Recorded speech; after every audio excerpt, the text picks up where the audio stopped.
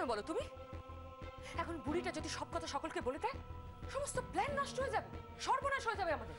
সবসময় তোমাকে বলি বাজে কথা বলবে না, সবসময় বক বক বক বক বক, কাজের কথা কিছু বলো না। আরে আমি কি করে জানবো যে ওই সময় বুড়িটা ওখান দিয়ে যাবে আর সব কথা শুনে ফেলবে? জানতে হবে, চোখ কান খোলা রাখতে হবে। একই রাশি ওই মেয়েটা আমার সমস্ত প্ল্যান ভেস্তে দিচ্ছে, আর এদিকে ও। দিদিভাই দিদিভাই, তুমি কিন্তু রাশির একটা আমার উপরে। এই চুপ করো, একদম চুপ করো। আমার একটার পর একটা প্ল্যান নষ্ট হয়ে যাচ্ছে। আর ও দিদি, এতে কি হচ্ছে বলো তো? রাশির কনফিডেন্স বেড়ে যাচ্ছে, বারবার জিতে গিয়ে। এই না, ও জেতেনি।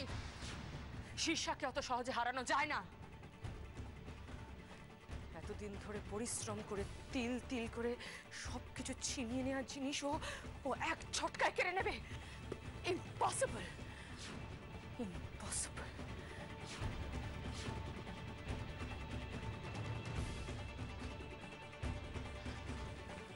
মাম, তুমি কেন ওকে এতদিন ধরে সহ্য করছো? আমার তোকে দেখলেই মনে হয়। না রিক, এখন এসব বাজে কথা বলার সময় নয়।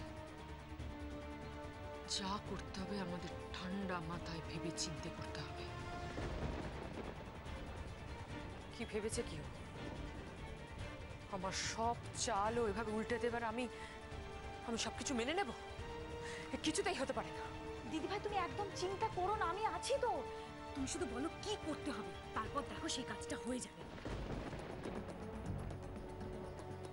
যা বলছি মন দিয়ে শোনো সবাই। দিদি, দিদি, নতুন কিছু প্ল্যান নাকি?